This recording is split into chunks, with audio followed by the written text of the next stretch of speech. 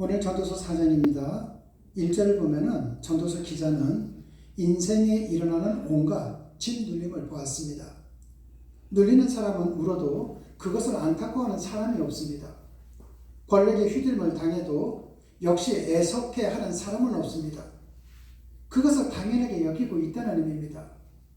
그래서 기자는 살아있는 사람보다 죽은 사람이 복되고 그보다 더 나은 사람은 아직 태어나지 않아서 세상의 악을 보지 못한 사람이라고 합니다. 그리고 4절에서 6절을 보면 일하지 않고 놀고 먹는 것은 결코 바람직하지 않습니다.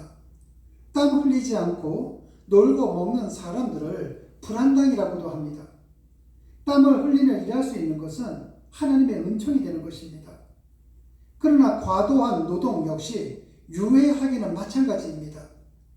일주일 내내 쉬지 않고 일하는 사람들의 일주일을 표현하면 뭐라고 할까요? 월화수목금토일이 아니라 월화수목금금금이라고 할 것입니다. 그러나 늘 일주일이 이와 같다면 그 사람이 쉬지 않고 일을 해서 얻는 것에 대한 기쁨보다는 그로 인해서 잃는 것이 더 많을 것입니다. 지칠 것이고요. 그리고 뿐만이 아니라 소중한 사람들과 거리감이 멀어질 것이고, 그리고 모든 것이 아프게 될 것입니다.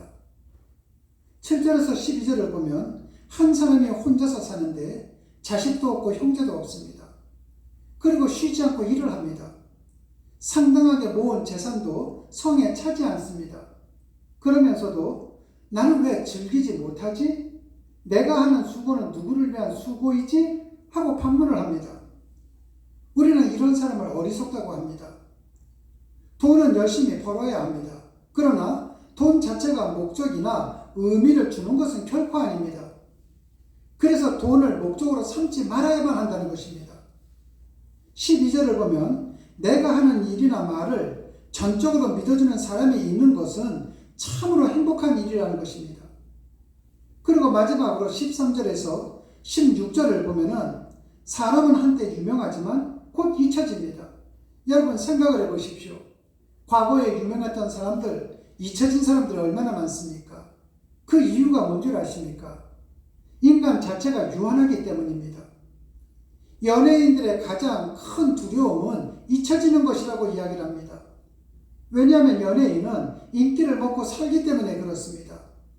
그러나 연예인이 인기 자체가 목적이 된다면 그 말로는 추해지게 됩니다.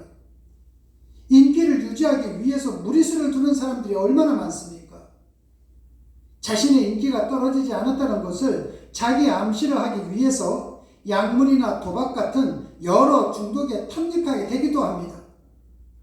그래서 있을 때도 아름다워야 하지만은 떠날 때 그리고 떠난 후에 더 아름다워야 한다는 것입니다. 떠난 뒤가 더 아름다울 수 있도록 그것은 복된 인생을 사는 결과가 되기 때문에 그렇습니다. 여러분 모두 다가 인기에 얽매여 사는 것이 아니라 많은 사람들과 더불어 함께 살아감으로 인해 인생 속에서도 후회 없는 발걸음들이 되시기를 주님의 이름으로 축원합니다. 기도하시겠습니다.